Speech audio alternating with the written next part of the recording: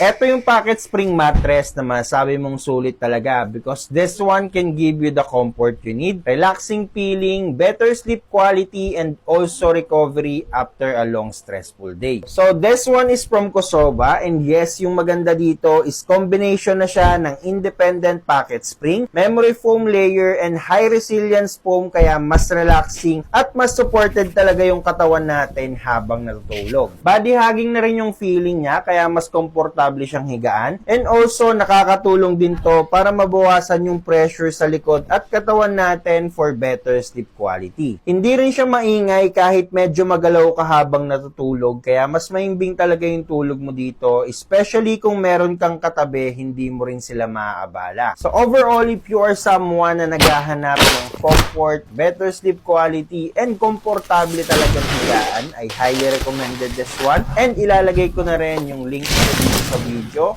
and follow for more.